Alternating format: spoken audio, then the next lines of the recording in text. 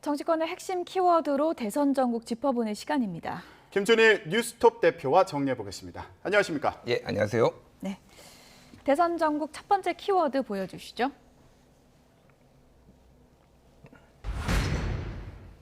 사실관계를 떠나서 사과드린다. 김건희 씨가 어제 언론의 입장을 밝혔습니다. 불과 하루 전만 해도 언론이 카메라 보고 도망치는 듯한 모습을 보였었는데 어제는 언론의 입장을 밝혔습니다. 그러니까 뭐 언제까지 도망갈 수는 없으니까요. 예. 이제 이 적절한 타이밍에 이제 어떻게 이거를 대응을 하느냐 내부에서 고민이 많았을 겁니다. 이게 그러니까 김건희 씨의 입장이기도 하겠지만은 국민의힘에서 어느 정도 정리가 돼서 사과를 해야 된다. 당사자가 어느 정도는 얘기를 해야 된다라는 게 아마 정리가 됐겠죠. 예. 다만 이제 사과를 할 때 그 원칙 같은 게 있는데 조건에 달지 말고 사과해라. 뭐 이제 조건이 주렁주렁 붙기 시작하면은 이게 이제 진정성이 의심받는다라는 건데 사실관계를 떠나 사과하겠다라고 하면은 사실관계가 다 틀렸는데 그래도 억울해서 난 사과한다 이렇게 비춰질 수도 있는 거거든요. 저게 이제 아주 적절했느냐에 대해서는 또 받아들이시는 분들에 따라 좀 다를 것 같아요. 예. 김건희 씨 사과도 지금 말씀하신 것처럼 좀 조건이 붙은 사과로 보였다 이렇게 말씀해 주셨는데 윤석열 후보 같은 경우에도 유감을 표명할 때 그런 취지의 발언을 해서 또 진정성이 있는 거냐 이런 얘기가 나오기도 했어요. 그러니까 어제 오전과 오후의 기류가 굉장히 달라졌죠. 일단 그렇죠. 어제 오전 11시 40분에는 아니 내가 하나 물어보겠다라고 하고 기자들한테 예. 그러니까 옆에 권성동 의원이 말립니다.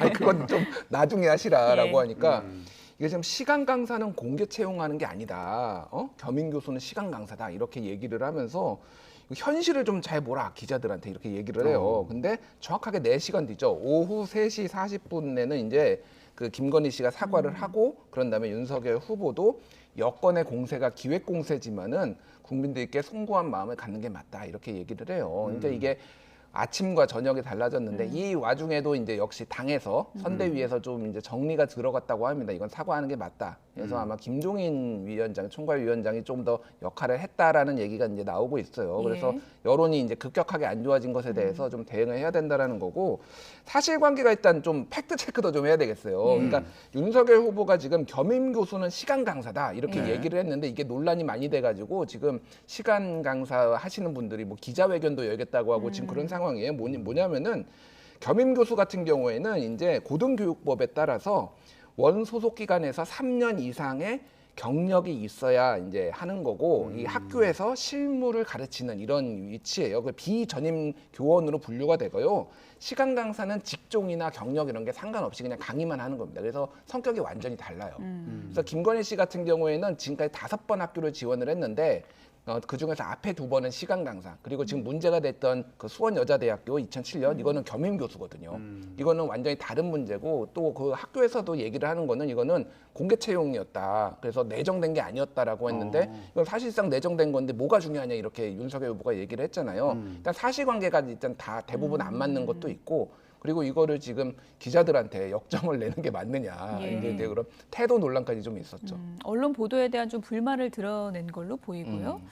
어쨌든 사과는 했지만 완전한 사과는 아니고 일단은 좀 조건이 달린 사과라고 이제 보는 시각도 있는 건데 예.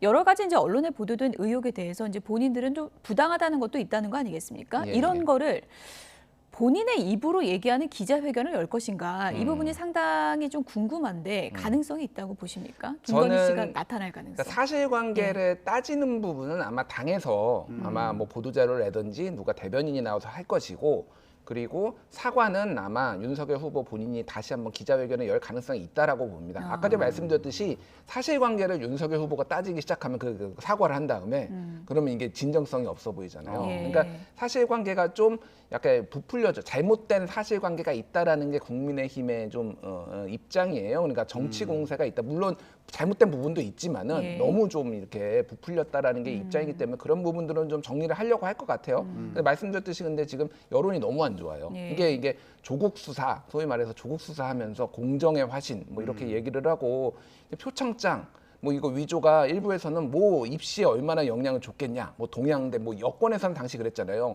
동양대 표창장이 무슨 입시에 얼마나 영향을 줬겠냐. 근데 그거 자체가 영향을 줬을 수도 있다라는 게 뭐 국민의힘의 입장이었고 그동안 뭐 검찰에서도 그렇게 봤잖아요. 이것도 마찬가지예요. 이런 경력이 시간 강사나 뭐 전임 교원, 그러니까 그 겸임 교수 채용되는데 얼마나 영향을 줬겠냐. 줬을 수도 있다라는 거 아니에요. 누군가가 불이익을 받을 수 있다라는 거니까 같은 논리입니다. 그렇다라고 본다면은 이거는 지금까지 윤석열 후보의 공정이라는 거에 상당히 치명타가 될 수 있다. 그러니까 어떤 식으로든 정리를 해야 될 거예요. 네.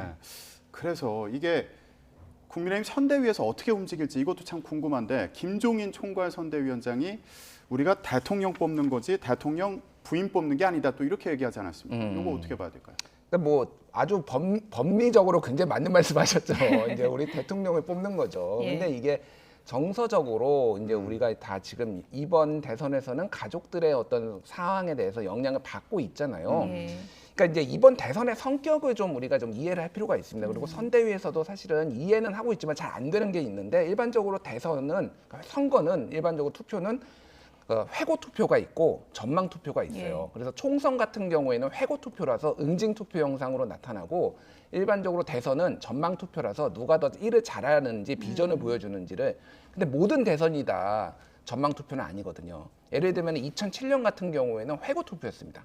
그러니까 노무현 정부를 약간 응징하는 성격. 근데 이번은 또 약간 그런 성격이 있어요. 근데 여기에 역대 대선하고 다른 게 워낙 그 후보와 후보 주변의 배우자나 가족들의 의혹이 많으니까 이거에 대한 응징성, 그 정권에 대한 응징도 있지만은 이런 게 있어요. 그럼 이게 제일 뭐가 중요하냐면 사과를 얼마나 잘하느냐가 되게 중요한 거예요. 예. 그래 근데 다 알고 있어요. 근데 잘 안 돼요. 이 두 분의 후보가 워낙 성격이 불같아서 뭐 윤석열 후보는 개사과 논란도 있었고 뭐 이재명 후보도 뭐 워낙 유명하잖아요. 옛날 인터뷰할 때 다 잘라 뭐 이렇게 할 정도로 굉장히 근데 이제 되게 조심스럽게 이제 좀 이런 부분들을 예. 국민의 정서를 고려해서 접근을 하는 게 표에 상당히 영향을 줄 수 있다라는 거예요. 예. 어쨌든 지금 선대위 원톱 선장 자리는 김종인 위원장이 앉아 있는 거고 예. 기자들이 질문 세례를 퍼부으니까 이거 내가 직접 들여다보겠다. 시간 오래 안 걸린다. 이렇게 얘기했거든요. 그렇죠. 김종인 위원장의 뭐 전략이라 그럴까요? 어떤 부분에 맞춰질까요? 그러니까 이거는 뭐 추정이죠. 추정인데 김종인 위원장의 지금까지 어떤 행보를 봤을 때 사과할 부분은 사과해야 된다라는 게 명확했어요. 그래서 어제 긴급하게 나온 것도 김종인 위원장이 했다라는 거고 그 부분에 있어서는 할 겁니다. 다만 이제 사실관계를 따져야 된다라는 거 하나 또 하나는 이제 이재명 은 그러면 괜찮냐? 예를 들면 오늘 이수정 그 공동선대위원장이 예. 방송에 나와가지고 아니 김건희 씨가 경력이 좀 사칭이면은 예. 이재명 후보도 검사 사칭하지 않았냐 예. 예전에 범죄 경력 있지 않냐 이거 오히려 후보가 사퇴해야지 뭐 이런 것도 했거든요. 그런 이제 공세도 좀 선대위 차원에서 후보는 하지 않더라도 예. 이어질 것으로 보입니다. 사과와 공세 투트랙이고. 예. 그런데 또 앞서서 이준석 대표가 결혼 전에 일을 갖고 후보에게 책임을 묻는 건 과하다 이런 발언을 하면서 여권에 또 공세를 받기도 했는데 이런 부분을 가지고요 민주당은 이렇게 받아쳤습니다. 다음 키워드 보여주시죠.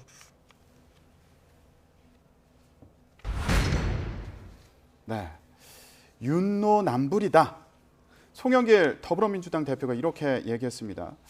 그러니까 김종인 위원장 그리고 이준석 대표 반응을 보고 윤노남불이다 이렇게 비판을 하고 있는 건데 예 어떻게 해석해야 됩니까 이거? 그러니까 뭐 이제 아까 전에 말씀드렸듯이 조국 전 장관 수사를 하면서 이런 어떤 그 여권의 내로남불 예. 이거가 많이 부각이 됐잖아요. 여권에서는 이제 조국 전 장관 옹호를 하면서 이거를 지금 민주당에서 또 이런 식으로 활용하게 될 줄은 모두가 사실은 뭐 윤호중 원내대표, 우상호 의원 이런 분들이 이 얘기를 하면서 예. 다 조국 전 장관 얘기를 꺼냅니다. 조국 수사할 때는 그렇게 했으면서 그러니까 어떻게 이렇게 또 역전이 됐는지 참 신기한데 예. 기본적으로 아까 전에 설명드린 거 그 기조예요. 그러니까 이 공정성에 윤석열이 강조한 공정성이 자신의 가족에게는 지금 적용 안 되는 거 아니냐 이런 의혹이 있는 것이고 그 부분에 대해서 좀 명확하게 이제 설명이 안 된다라는 거죠. 그리고 사실관계 하나를 아까 전에 좀 해야 되는데 이준석 대표가 결혼 전에 얘기라고 했잖아요. 이게 사건들이 네네. 5번을 지원을 했거든요. 지금까지 학교를. 근데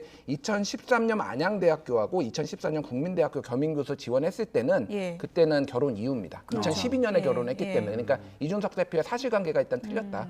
예. 그렇게 말씀드리겠습니다. 뭐 대부분이 결혼 전이다 이렇게 얘기를 했다고는 하지만 그래도 이게 결혼 전의 일이라고 단정 지을 수는 절대 없는 그런 상황으로 왔기 때문에 또 이 부분에 대해서는 당대표로서 추가적인 또 입장 표명이 좀 필요한 부분인 것 같고요. 조금 전에 저희가 그래픽으로 또 보여드렸지만 지금 뭐 민주당의 집중 포화라고 해도 과언이 아닐 것 같습니다. 피의자로 수사 응해라, 뭐 인생이 사기다, 엄청난 시한폭탄이다 이런 이제 말들이 쏟아지고 있는 상황인데 어떻습니까? 민주당 입장에서는 대선 80일 남은 시점에서 지지율도 많이 붙었잖아요. 예. 이게 반전의 기회다 이렇게 생각할 수도 있는 거 아닙니까? 그러니까 원래 이 조국이라는 단어가 민주당의 금기어였어요. 예. 아예 얘기를 안 하는 게 유리하다라고 예. 해서 가급적 자제를 하고 그런 거였는데 지금 아까 말씀드린 굉장히 많이 소환이 되거든요. 그러니까 어차피 조국 전 장관과 민주당의 내로남불로 인해서 떠난 표들은 이미 다 끝난 거예요. 그러니까 이미 다 끝난 거고 이거는 새롭게 이제 윤석열 후보한테 타격이 될 수가 있으니까 굳이 이렇게 꺼내는 거고 이 공세는 아마 계속될 겁니다. 왜냐하면은 단순히 그냥 뭐 위조 이런 것들이 아니라 윤석열 후보의 어떤 근간을 흔들 수가 있는 거니까 열성 지지자들은 어차피 안 흔들려요. 민주당 싫어하시는 분, 그 국민의힘 지지자들. 근데 네. 중도 입장에서 보면은 아니 윤석열하고 그러면 민주당하고 뭐 조국하고 다른 게 뭐지? 이런 의구심을 갖는 분들이 분명 생길 예. 거예요. 예. 그러니까 해명과 대응이 정말 중요하다. 국민의힘이 어떤 톤의 매너로 할 것인지 이게 되게 중요해졌다 이렇게 볼 수 있겠습니다. 근데 민주당에서는 김건희 씨뿐 아니라 본부장이라고 하더라고요. 본인, 부인, 장모 의혹을 들여다보겠다 이런 상황인 거잖아요. 네. 예, 그럼 앞으로 어떻게 전개될 것 같으세요? 그러니까 이제 굉장히 많은 의혹이 있어요. 너무 많아서 제가 그 뭐 장모는 특히 이제 여러 개 이제 재판도 받고 계신데 일관되게 국민의힘에서 얘기하는 거는 그러니까 알았는데 윤석열 후보가 여기에 검사로서 특혜를 줬거나 개입한 게 증거가 나온 게 뭐야라고 지금까지 얘기를 해명을 해왔고 앞으로도 그런 기조라고 합니다. 일단은. 그러니까 드러난 게 없어요, 사실은. 그러니까 추정인 거죠. 검사 윤석열을 봐서 경찰에서 내사를 중단한 것 아니냐. 근데 그 연결고리가 좀 약하거든요. 그러니까 전체적으로 이미지는 좀 뭔가 좀 있는 것 같긴 한데 이런 이미지는 줄 수 있는데 이게 결정적 한 방이 될 것이냐라는 거는 또 아니고 예전에를 돌이켜 보면은 2002년에 이회창 후보의 아들 병역 비리 예. 그게 사실은 김대엽 씨의 조작으로 밝혀졌잖아요. 그렇죠. 근데 이거는 그냥 검찰 수사 여부 뭐 이런 거보다도 이미지 이회창한테 있었던 대쪽 이미지가 이게 무너졌잖아요. 그러니까 억울할 거예요 이회창 후보 같은 경우에는. 예. 근데 어쨌든 그런가 대중 정서를 건드리는 거. 근데 김건희 씨 위조는 대중 정서를 분명히 건드릴 만한 요소다 이렇게 볼 수 있을 것 같아요. 민주당도 이제 공격 수위를 놓고 여러 가지 고심을 하고 있을 것 같긴 한데요. 또 국민의힘 여성 의원들은 이것은 김건희 씨 공세는 좀 치명적인 인격 살인이다 이렇게도 이제 비판을 하고 있습니다. 대선 후보의 부인에 대한 공세 어떻게 보면은 이게 또 과할 경우에는 역효과가 날 수 있다 이런 시각도 있는데요. 네. 어느 정도 수위를 좀 민주당이 볼 거라고 보십니까? 그러니까 이제 소위 말하는 줄리아 논란 있을 때 추미애 전 장관, 뭐 손혜원 전 의원 이런 분들이 페이스북에 올려서 소위 말해 역풍을 맞았어요. 좀 이제 여론의 지탄을 맞았습니다. 근데 그 김건희 이제 허위 위조, 경력 위조 사건이 딱 하면서 다 줄어들었어요. 그게. 예. 요거에 집중하고 있다. 그러니까 이제 그거 부분은 좀 정리가 될 것 같습니다. 예. 해명과 사과 이 부분이 앞으로 중요하다고 하셨는데 어떤 전략으로 임할지 저희가 좀 지켜보도록 하겠고요. 마지막 키워드 확인해 보도록 하겠습니다.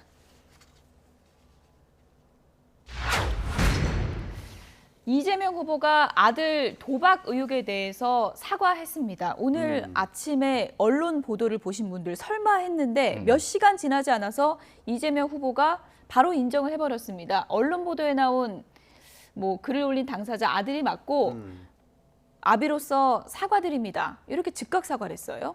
그러니까 조선일보가 보도를 했어요. 예. 이거를. 그리고 새벽에 나왔으니까 진짜 몇 시간 만입니다.